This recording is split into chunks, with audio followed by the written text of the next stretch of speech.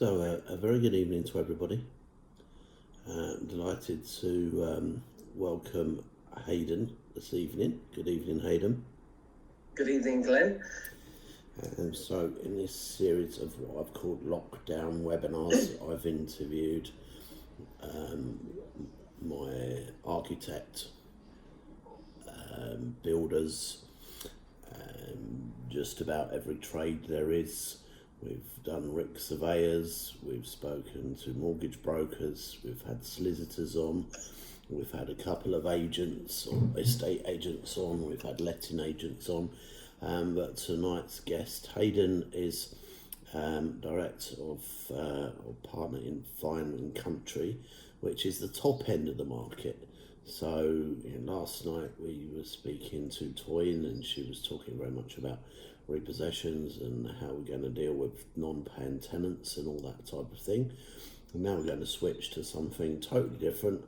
Haydn, what's life like at the top end of the market? Well, I think that to answer very honestly, since we have been placed on stop and people haven't been able to go physically going out and viewing houses or having physical valuations, everything's ground to a halt, really.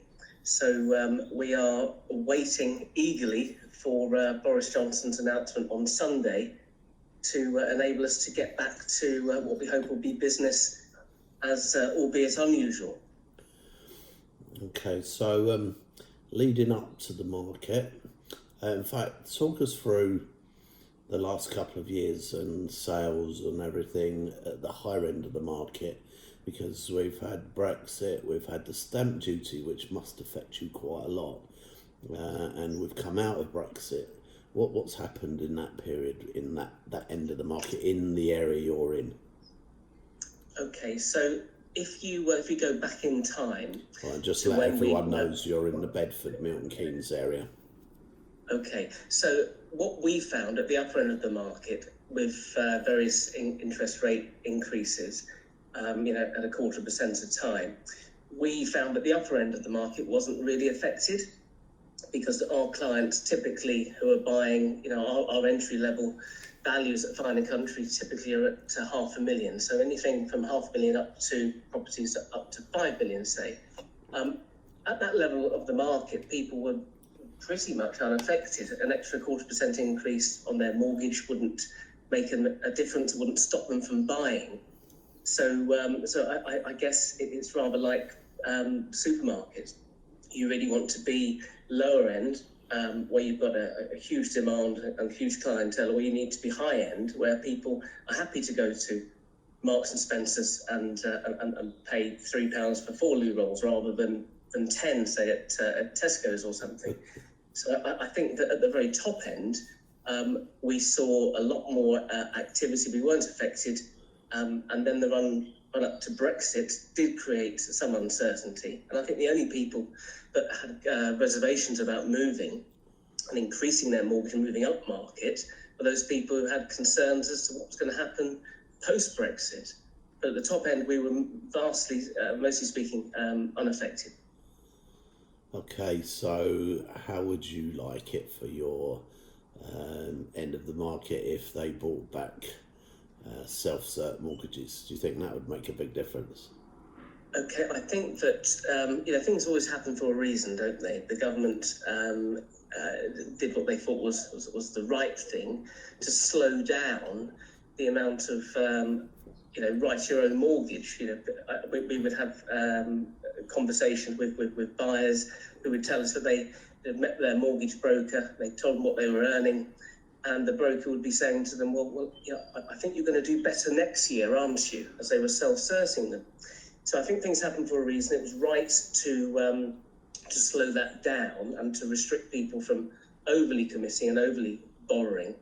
But yes, selfishly as an estate agent, if self-employed people could have access to those self-cert mortgages, but be sensible and not overly borrow when you've got no hope of paying it back, it would ease things, definitely. But I think not just at the top end, at the lower end of the market, it would help people to get mortgages, and then that would start the whole process. And those people buying at 100,000 will then enable those 150,000 sellers to move up. And then the whole thing really explodes from there. So we need some help. After all, the government, the revenue that they generate from stamp duty is colossal. So, just as the self-employed people want to get back to work and want to have self-cert mortgages, the government's going to want us to get back to business.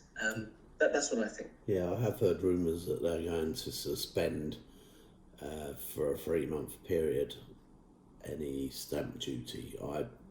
That was a rumour. I think if they're going to do anything, they might suspend the 3%. But how's that extra 3% affected the higher end of the market? Well, certainly in London, I'm as part of Fine and Country, we have an arsenal at our disposal. We've got access to a lot of information and certainly economic information. But the message from London, certainly going back 6 months ago, or even a year ago now, in the run-up to Brexit, but buyers were buying and they were factoring in the stamp duty as part of their offer. And then that filtered out from the London market. So people are aware of how much it costs, just as much as the government has taxed people on second homes at even more stamp duty. Yeah, because when you're buying a couple of £1 million home and you're able to get 85 or 70 at that level, 75% loan to value, you're not factoring any leverage into the stamp duty side. Not at all. It's very similar to developers offering, stamp duty paid or offering various incentives, carpets and curtains for new developers. And I think that any help that the government can give, that any seller can give, I appreciate if a seller is offering some incentive, whether that's free legal fees or a cashback arrangement. Yes, it has to be disclosed to the lender. But as long as the emphasis is on trying to get the economy going again, and I think if you look at this pent-up demand that exists, personally, we've had a number of inquiries this week alone, increased on the previous 4 weeks, of people wanting to go physically go viewing houses and physically would like valuations. And yes, I appreciate that we are restricted at the moment. But there are things that we can do. We can do virtual viewings and virtual valuations. It's not quite the same, although some of my colleagues have had some great successes selling property, albeit from a virtual viewing. But I think if the government can just do everything that they can, and let's be honest, they've done amazing. I don't know how long ago we have to go back for when the government gave this amount of money to help people. I appreciate there's arguments that it hasn't come quick enough, but now there is suggestion that they want to wean people off the furlough idea. But I do think that the government's been brilliant, and once we are able to return to business, albeit, as I said earlier, unusual, I think there will be this pent-up demand. I think that will fuel the whole house market bounce back. If you look at money, mortgages are still relatively low in terms of the mortgage interest rates. Money's cheap to borrow. You put that with pent-up demand of people living in flats, missing a garden, or families wanting to move up market during this time where they've been stuck at home. Sadly, some relationships may have suffered as well during this time. So I think the divorce lawyers will be happy come end of May, early June. Don't forget the baby boom in December. Oh yes, I was watching that on the news last night. Was it on the news last night? The baby boom and all the online adult shops have seen an increase apparently of 25 to 30% on their stock of couples being more imaginative at home. But so there when you said you were cutting back, you shouldn't let your wife have an online click account. No, definitely not. It's very easy to swipe, isn't it? And I think also people during this time realise that they have got more disposable income, certainly if they're not driving their car to and from work every day. And, really, in this last 4 or 5 weeks, people have re-engaged with their families. They've put the phones down. They've sat down to have lunch or supper together. And I think that's been great to see. And personally, that's what I've enjoyed, actually having, a sit-down lunch, an evening meal with my family and doing a working day, but having that broken up by being together. So that's what I think has been a great benefit. But yes, equally, would like to get back to the office and back to normal, definitely. So where do you see the market going over the next 12 months? Well, I'm glad you asked me that, because I was only looking at a report that was published yesterday by the Nationwide. And the Nationwide and Halifax tend to be the most credible voices of what's going to happen. But there's a couple of highlights I just made a note of here. But the house price report from the Nationwide said that the house prices grew at the fastest pace since 2017, before the crisis. And house prices grew 3.7% in April. That was just coming out of the Brexit, or after the Brexit announcement, wasn't it? That is exactly what I was going to say. That we were recovering from the Brexit uncertainty, but with incredible low borrowing costs, more stable political backdrop following the general election. This isn't my words. This is the chief economist at the Nationwide, Robert Gardner. But I do think that there's going to be a bounce back. I think that, my vendors aren't worried. They're not panicking about the value of their home. They're not slashing their prices. We've had one or two opportunist buyers talking about trying to talk the market down, but we've dealt with those. But I generally think the government's help, the 330 billion into business support, and the house prices will bounce back, and we will recover from this. And this pent-up demand, as I mentioned before, as we see an increased number of inquiries this week from viewing requests and valuations, I'm obviously very optimistic and positive. My glass is always half full.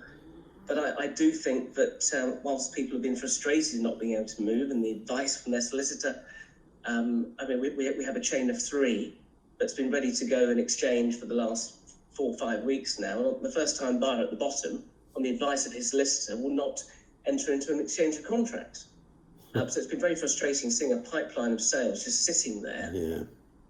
And what us self-employed business owners have had to do is just ride the storm, knowing that the maybe reduced or massively reduced sales in April and May and possibly June will have a bearing on June, July and August bankings. But we've just got to gear up for that. We're in a good position, a good place to ride that storm, and we just need to protect that pipeline. And I'm pleased to say that out of all my under offer properties through Fine and Country in Milton Keynes and North Buckinghamshire, not one has fallen through. But I think that's partly down to the motivation of the buyer, motivation of the seller.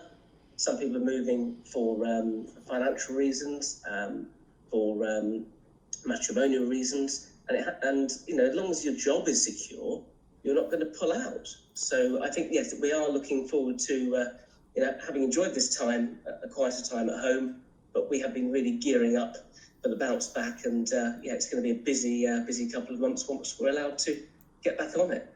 Yeah, so one of the things I've enjoyed within our relationship is your openness to creativity, where a lot of estate agents, when I go and talk to them about delayed completions and the type of things I do to allow refurbs first, you've actually managed to talk to quite a lot of other agents in your franchise, the owners of each one. Have. And I think the frustration lies with other agents in a chain who you can't get hold of because they've been furloughed. There's a regional, very good estate agent in our area who Fine and Country are really starting to make show some really good results competing against, because Fine and Country are the fastest growing estate agency brand throughout the UK. And this other regional estate agent has furloughed all their staff. So they've got 4 people working out of the head office. You can't get hold of the agent who knows all that there is to know in a chain. So it's very frustrating. So you can only do your bit, but you're reliant on those other people. And if they're furloughed or they're just closed, that's incredibly frustrating for those clients. Yeah, I was more talking about when one of my clients finds a deal that in the way that we do them on like a delayed completion way, and it's in the higher end of the market. It's always a relief for me if I see it's one of the Fine and Country Were you always quite franchises. pleased because I ring them up and find out the gen on it and assist because they want the deal to go through. Yeah, and also you You explain want the to deal them how I've been creative and how long you've known us and all that thing, and help them, because every time you see a new manager in an estate agency, they have an opinion on what we do, and it's very helpful when you actually are there greasing the wheels, as it were, so that Well, any of it my does help. It definitely helps, and I think that where the problem is that if you're dealing with someone who's an unknown, and after all, people do business with people that they know, like, and trust, and our relationship has been fantastic over the last 5 years now. I remember when you completed on Carisbrooke House. I gave you a bottle of champagne, and you opened the boot and gave me a bottle of champagne. I think that was the start of our relationship, which has been great. yeah, and that I bought with a 22 grand deposit, which blew your mind, I know. Yes, your ability to borrow, Glenn, and to find a way and source a deal, but then to finance it. I have to take my hat off to you. You know what you're doing, and obviously your clients have had the benefit of that. But no, long may that continue. Thank you. Right, okay. If anyone on here has got a question for Haydn, please feel free to type it into the chat box. I'm going to drop all hands down, or if you've actually got a question you'd like to ask, pop your hand up and I'll come to you and you can ask direct. Which is this? So, what's your take on the north-south divide at the moment? Okay, I think that there's so many different contrasting and reports out there from depends what newspaper you read and whether you're to the left or to the right. But I think that the north has got some great things going for it. I think if you look at the rail links that are proposed, the business is not all about being in London. If you look at Manchester and Liverpool and other of the sort of northern powerhouse cities, I think that people, certainly with what's happened of late, working from home, we've all realised we don't need to drive 2 or 3 hours each way for a meeting that lasts half an hour. We can be more productive with our time over, Zoom calls and what have you. And I think that people post-lockdown are going to reflect more about what they do with their time. And I think that'll only enhance the fact that you don't have to be in the commuter belt of London or be in the southeast. Yeah. You can be wherever. I mean, there's some fantastic large properties available for, £1,500,000 up north compared to, what you would just get a 3-bed semi for as you head into London. No, it's outrageous. The amount of the amount of house that your money buys you, if you are willing just to go on the train for an hour or an hour and a half. And we had a family who moved from St Albans from a 3-bedroom terraced house that they sold at $950, and they bought a property, doing a sideways step move at $1 million, and they went from a 900 square foot house to almost 3,000 square foot house with double garage, gardens, and everything else. And I think people are now looking to see what their money buys them further afield. And with the power of and ability to work from home, I think we're going to see more people coming out of London. And I keep seeing reports from our PR and media team in Park Lane, and that's where we get a lot of our referrals throughout the network. People moving out of London because their money buys them more for less or for the same. So I know you said you've been trying to talk people out of who've been making some little silly cheeky offers because of the circumstances, but I'm still convinced there are going to be quite a few across the country people who are going to knock their prices down in order to sell because they've got to. Yes. Okay. So in my defence and my client's defence, bear in mind I'm the gatekeeper here, and I make sure my glass is always half full. Yes, I'm realistic, of course. And I think that if it's like if you bring a new house to the market and you're doing some pre-marketing and people are going to come to your open house, and they've missed out on another property, and the price is right, and it's all about the strategy for us. We don't just put houses on the market and wait for the phone to ring from Rightmove. It's very much a proactive approach for exposure, presentation, and service. But when someone has missed out on a property and you've told them about it first, perhaps on an off-market approach, and they've missed out, and then they see that there's social proof that you've demonstrated that other people believe it's at the right money, otherwise they wouldn't all be there on the viewing day, then you've established social proof that it's worth it. Then you instill the fear of loss, and then you have multiple offers. So yes, I'm talking it up, and yes, I'm totally biased for my clients, but I don't think it's going to be a complete buyer's market if there is sufficient pent-up demand. If that demand changes, yes, then we will see a buyer's market, and then you may see some good buys out there. So yes, I agree and disagree with you at the same time. Nevertheless, I normally at the low end of the market where you get more people in a situation where they need to sell quite quickly, rather than in the end of the market where you are. But no, if you make 10 low offers, on 10 properties, there's going to be one or two of those people, certainly at the lower end of the market, who need to move. The alternative is if they're in financial dire straits, they need to sell. They don't want to be repossessed. They will do a deal, and they will be the prime candidates for you and your clients to do a deal with and do a joint venture with, perhaps. And that's where your delayed completions will come back into force, and it'll be you'll shake the tree, and the pound notes will fall off. We'll be back to normal again. So if you were an investor building a portfolio up, and you were going into estate agents in the cheaper end of the market, maybe like for you, understanding Corby, that type of places, what would you be saying, and how would you be dealing with an agent if you were as an investor head, not as an estate agent head, because you see it on the other foot?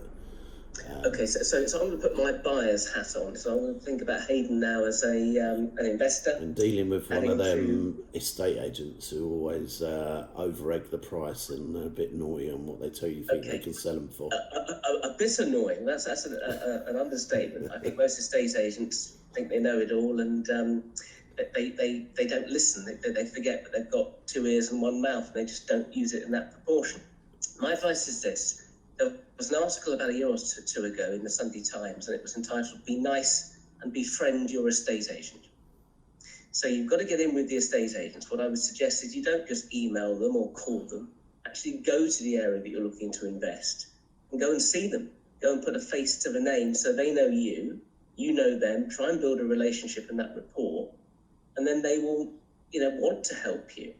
You've got to make more of an effort to not just be sent an email brow sheet of a new instruction. You need that phone call from the agent before they've got their super duper listing to go live. A good buy doesn't go on the open market.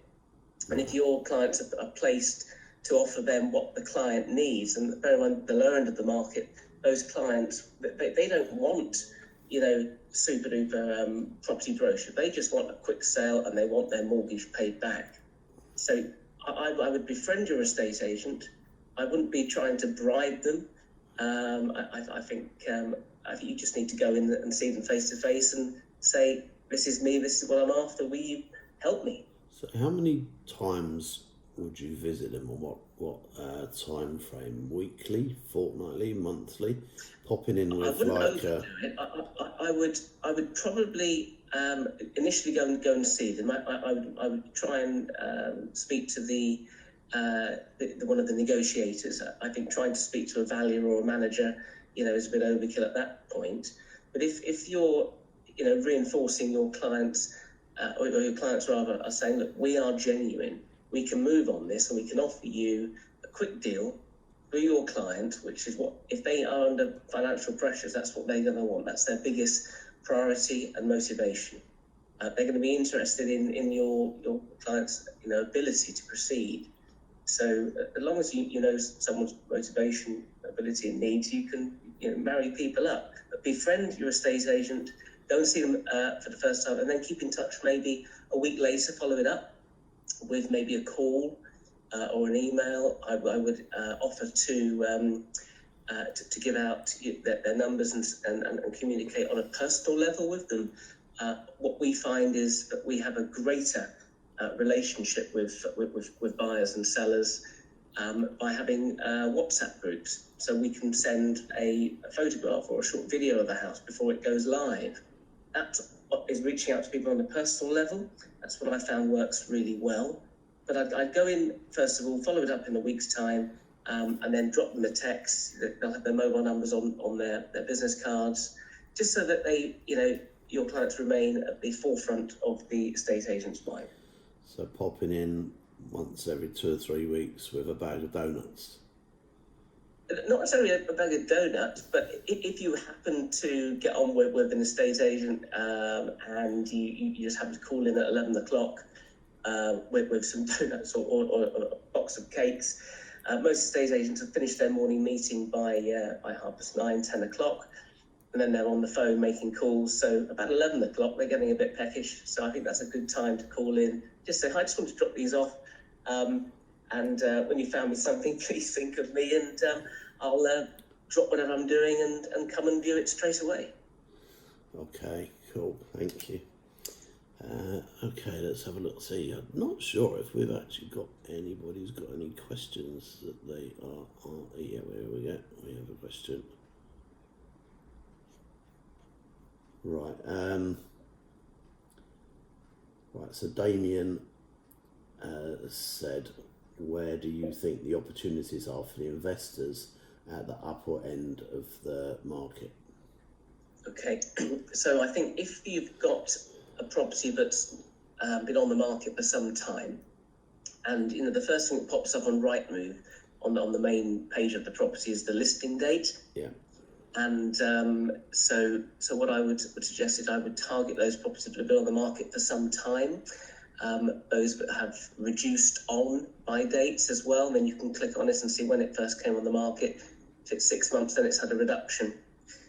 Yeah, and I think I would target those Haydn, properties. I think if on Rightmove Plus you get that information, but you don't see all of that information on Rightmove. No, but on the main page of Rightmove itself, it tells you the listing date and the reduction date. Yeah, okay. So I would target those properties that haven't sold, and there might be properties that have got scope for doing deals, or where perhaps they've started an extension and haven't completed it because they've run out of money or they've placed it on hold. They're the right properties where you can do a joint venture with. I'd also be looking at other properties that could be converted. If you've got a large house, could it be converted into flats? If you've got a large garden and it's within the building or bound village envelope, you can see what you can do to have additional builds on that site. But I think I would just target people who haven't sold and those people who have stopped halfway through a business development or a residential development. Do you not pick up on a property that looks like it's potentially got potential for planning and point that out to the sellers? Yes, so we have a duty of care to act for our client, and they are our customer. And at the point of valuation, if there's any scope for anything that perhaps they haven't spotted, then yes, I'll advise them to make sure they maximise the sale price of their house. So, similarly to our conversation, Glenn, if I contact you, as I have obviously a number of times previously, about something that's got a bit of scope, or someone has run out and they want to do a joint venture, you're best placed to help them, carry on with their journey. Because otherwise they're going to not be able to do what they want to do. They're going to have the house potentially taken away from them. They're going to be sold on television on Homes Under the Hammer or something. So I would also advise your clients to look at the auction properties, the auction websites, and because I think even with you can't physically go and view a property prior to auction, there'll be online bidding, just as if you're buying something on eBay, I guess. Yeah, I prefer to see what doesn't sell at an auction and then go and deal with it afterwards if it doesn't sell. And then go and do a deal with them because their expectations are lowered and they're feeling, rock bottom. Especially, because for us, if you're competing with other people who want to live in a house that needs a lot of work, a lot of people don't want to move into a house with work, and the developers have to take into account the stamp duty and the funding cost, whereas a joint venture with the owner, it makes life much, much easier. Well, I think ordinarily, if you think about it, what's in it for me, as the estate agent, ordinarily, that if you go back 20 years ago, estate agents wanted a quick sale, that they were going to sell it to, they're going to do a ring out on a house, even if it needed some work or some improvement. And back in those days, the repossessions, you had to satisfy the lender's 28-day public notice and everything else. But I think that if estate agents previously would have sold a house in the first viewing to someone who's proceedable, whereas in recent years, estate agents have been building their own chains. They've been ring-fencing properties for their clients so they can double up on the sales. They haven't been offering it to investors who want to buy it and rent it out because the agents wanted the resales. So providing you've got a good relationship with your estate agent and you're talking to the right buyer who's going to buy it, renovate it, and then sell it, they're more likely to contact you if they feel or of the opinion that you're just wanting to buy it, turn it into an HMO or extend and improve and then retain. Unless they're going to have your rental business, they're going to be very quick to realise there's no incentive for them to sell it to you because they're only going to get one bite of the cherry. So I think you need to tailor your approach to them, but this is what you're looking at doing. Don't lie and then change your mind later on. But I think you've just got to be clear with your message so that they give you the call on those houses, negotiate at the right money before it goes live, because all that client wants is a quick sale at the right money to clear whatever they need to clear. Okay, right. Amric says, your assessment of the market is good based on low interest rates, etc. The new factor is potential for loss of jobs. Many employers may decide to do without the people that they furloughed. Many retail shops may not open at all, and generally employers are tightening budgets as a precaution. The highest cost is people. I've just been watching the television, and I know the television is not always accurate in predictions. The government are seeing a very fast bounce back for people into jobs or new jobs, according to what they're saying. What's your take on it, Haydn? Well, I think I mentioned earlier, but the government wants to wean people off of the furlough. They want to get the economy going again, because if, just as someone buys a house, they'll go to B&Q and they'll do some improvements, or they'll get some new carpets, or they'll go and buy some new curtains, or we need to start look at the very beginning, the basis of this, and how it's going to build up. So I think that people will. There'll be some sharks, some employers who have taken the business loans, the grants, the furlough money, and I've also heard reports that some employers have taken the furlough money and then they've laid their staff off. But in the main, I think that the government will continue to lead by example and get Britain back to work again, because the economy is, if not, it's going to be on its knees. It really will. The people that are unemployed, and the people that work. Yes, if you've got any concerns about your job in terms of whether it's secure enough, you're not going to upsize, are you? No, not if like anything, you're going to downsize. So those people who have fallen behind, or they've had a 3-month rent holiday period, lenders aren't going to continue that, and it'll just become arrears.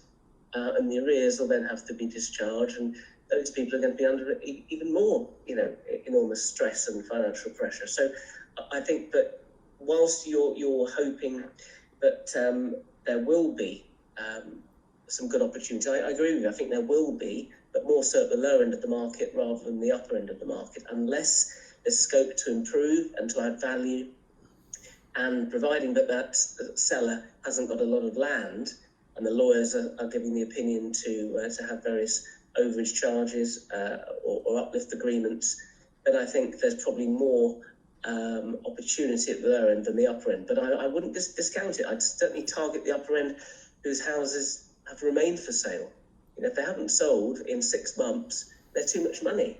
And that's you know, as going back simple to as that, that, isn't it? asking 10 people, two need to move. Yeah, I think at the end of the day, you have a way of explaining it to people that, you know, when they've got higher expectations than realistic, you have a nice It's bedside. managing those people's expectations, and you know, it comes back to supply and demand. And there are people who have come to my viewing days and open houses who've said, "I'm not paying this," and yet I've got other people who are happy to pay, and it's just acting for in the best interest of your client. Yeah, no, I'm talking about the clients who have got an overinflated idea of what their property's worth.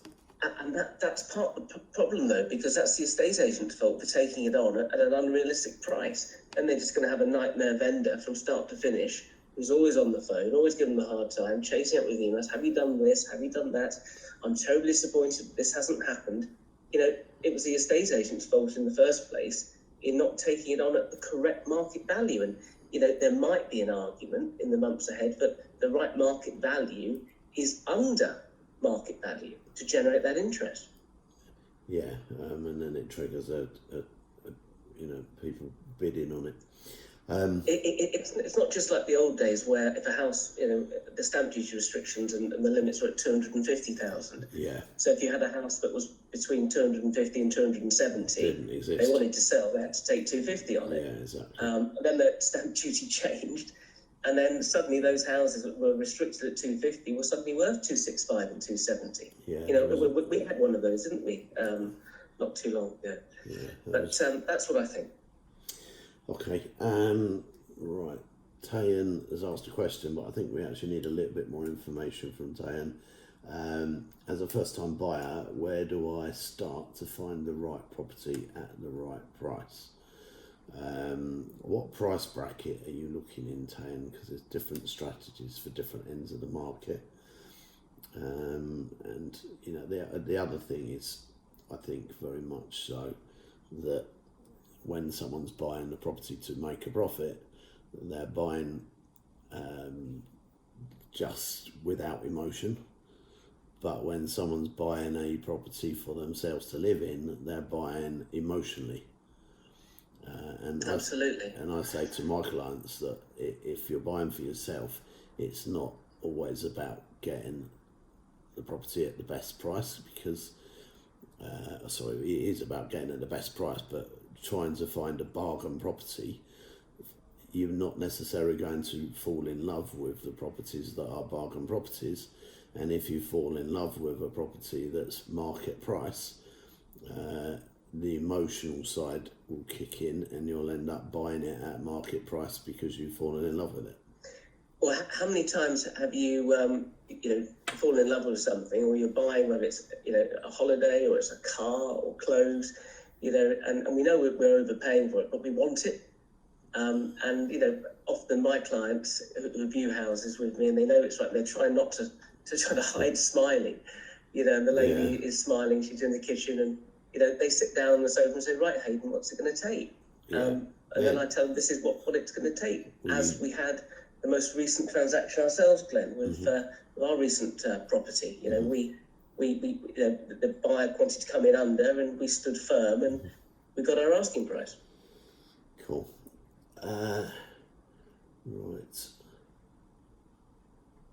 So which region of the country do you consider the most attractive for expensive properties, in particular building mansions? Well, Gregory, if you're building a mansion, the cost of building it is going to be pretty similar wherever. In a lot of towns, the mansions that you can buy, the older properties, are probably in northern towns far a better deal, because if you was to build something similar, it would not be worth what the build costs are. It's very much about the area and the price per square foot. So I think the question is probably a little bit. One thing I would add, Glenn, on that is I think if you look at social media now, which is huge. Yeah. I'm following and I had a webinar with the #1 estate agent in Australia a few days ago, And that chap there, Josh Teslin, he spends £150,000, so 300,000 Australian dollars on Facebook. Now, I would advise your clients to join Facebook groups in the town that they're looking in, because the estate agents, a lot of the time they're promoting themselves, but they are very much geared on content marketing, so they are the go-to person when someone wants to sell a house. So I would look at who is the digital mayor of whichever town, and engage with them. I'd look at LinkedIn. I'd connect with them. I'd type in LinkedIn estate agent, especially at certain price brackets. And there's so much I've learned from a LinkedIn webinar this week, how you can target specific jobs, people, and connect with them. So that's another bit of advice I'd give. Okay, I've just reread this question again. And I kind of misread it. Which region of the country do you consider to be the most attractive for expensive properties, in particular building mini mansions? That's got to be, the south of England, where it's £500 plus per square foot. Absolutely, yeah. You've got to think about at the minute those big houses, and whilst I mentioned that people are going to be moving out of London, I still think you need to target, an hour's commute to the centre of London, because, people aren't saying they want to just live in Buckinghamshire. They might be looking at Reading, or going into the home counties. But I think the proven pound per square foot, yes, it's going to be dearer, but it's a tricky one. It's very difficult to pinpoint. But I would say the South East is still the preferred area. And when you look at the Sunday Times top places to live, that's always a very good indicator. Apart from for the last 6 years, my village has featured, I think, 5 times out the last 6 years as one of the best places to live. And yes, I'm biased, but there are other places out there, And it'll go from number 6 to number 1 when you move, Haydn. Yeah, I think I'll have a bearing on house values, because I'll be moving on. There's a little village or a little town that's really weirdly priced in one of the Norfolk villages, isn't it? And the name eludes me at the moment. But, yes. Something Burnham Market. You're thinking about the Host Arms, aren't you? Yeah, it's just a mental price, that place. They're like the same price as London, that little village, and yet all around it's really cheap. You've got a good restaurant. You've got a good following. People are coming there because it's quintessentially, British, and you can go to the bakers and the butchers and the tea rooms, and just like many Cotswolds villages and towns. But I think that if your clients are looking at resale, then yes, they're going to pay a bit more for the plot or for the area, but that'll stand them in good stead thinking exit strategy. Okay, cool. Right, couple of other questions. Tayan said, sorry Glenn, I was meaning to say I want to buy a property as an investment to bring me passive income of around 250 to invest, but not sure where to buy, London or up north. Tayan, I would say come on one of my days, my masterclass days, or book onto our 3-day Zoom course. It's £97, and you'll get a huge amount of information as to what works in what town and what different strategies to work, and it really depends on whether you want capital appreciation or passive income. With 250 grand, you should very easily be able to buy somewhere around 30 properties over 3 years, just recycling the cash.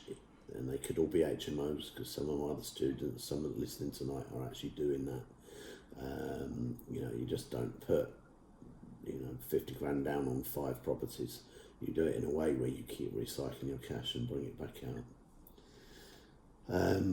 Okay, yeah, Ben said Burnham Market. Yeah, definitely a very weird anomaly.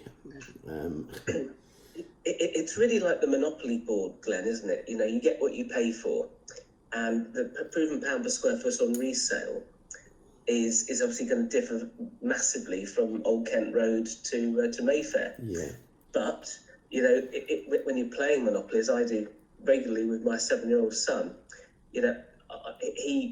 First of all, he could tell you exactly how much 22 hotels on Park Lane in Mayfair is going to cost you. But if you invest in that dearer property, when you do get your return on rent or number of hotels or houses on it, it's that much greater. So I think in terms of the knowledge as to where to invest and how to invest, I think my advice to your clients would be to take your own advice as to how to invest, but in terms of the where, yes, I can happily help them and steer them in the right direction, but just befriend your estate agent, because they will be the ones who give you the call before it goes live on the open market. Thank you. Right, Gregory says, is there a resource that you'll give you the pounds per square foot, or do you have to just work it out? There are some, Gregory, but they're not always that accurate, so I don't take too much notice of them. And it's very much about knowing the area that you're working in. Yeah. You've got to have that local knowledge, and that's where the estate agents come in, because they forget what that knowledge is worth, and that's why you heavily invest in your time, Glenn, in getting to know that agent, to understand the market area, rather than just looking at it from a surveyor's point of view and hat on, looking at the last sold prices and dividing it by the square footage. There's a lot more to it, and estate agents get hung up on pounds per square foot. The value is what someone believes the value is to them. Yeah, I think that's more, the pounds per square foot is more of a London thing. But it's also a surveying directive from a lending perspective. Yeah, true. Because surveyors are not going to get caught out. They got caught out after the credit crunch. And I think potentially post-COVID, surveyors are going to be mindful. Certainly, they've got to provide their comparable evidence to cover their backsides. I think if you look at all the civils loans in the bigger businesses, the message that's come from the banks today, and I have this on good authority because my wife is a corporate banker, is that the advice is cover yourself, document everything, because that could be the next new PPI, Yeah, for definite. Okay, so Haydn, last question of the evening. Is there a question that I should have asked you that I haven't asked you?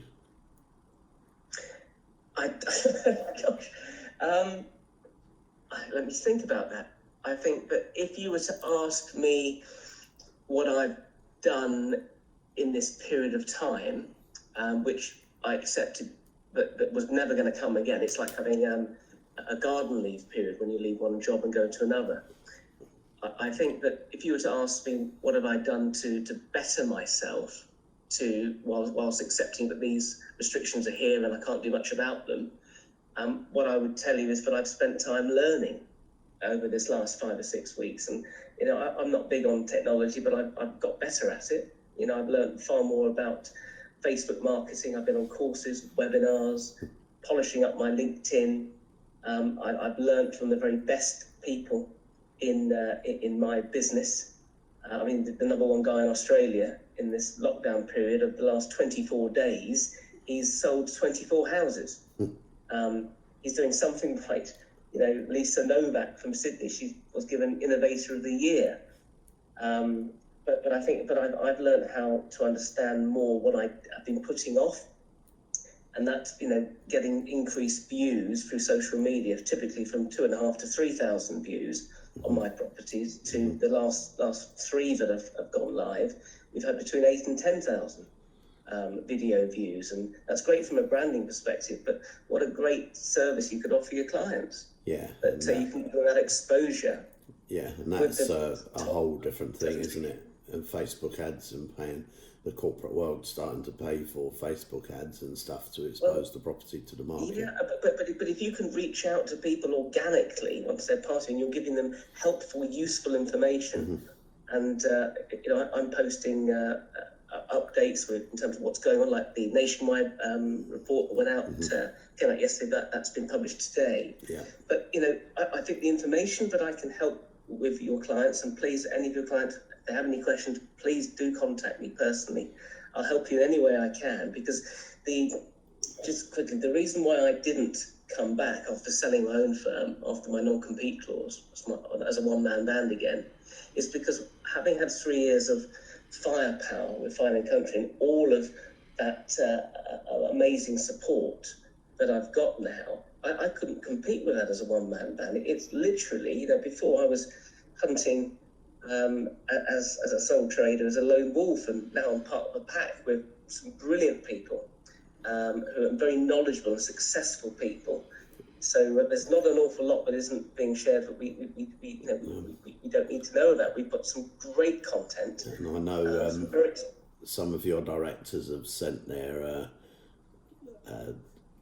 children that are in their 20s on my training course as well, which is quite cool as well. They have, and I remember when you came to our opening party in the Bedford office, and it was nice for them to see you and you to see some familiar students and faces. So it's been a great reflecting time. It's great family time, playing with your children and then going back to work and getting to do those jobs that you've been putting off. But business-wise, I've been putting off an awful lot, but I've now got onto it, and personal development has been fantastic. But Glenn, thanks for inviting me to. I feel very privileged to be asked to speak to your clients and your students. And thank you very much. And again, if I can help in any way, offering advice, sure, please ask your client to get in touch. Yeah, sure. If you drop me an email, I'll forward it to Haydn. So thank you very much, Haydn. My pleasure. Thank you. Tomorrow evening, I'll be speaking to Ajit as a normal Friday mortgage broker conversation to see if there's been any changes in the market over the last week. Monday, this is one for your diary for definite.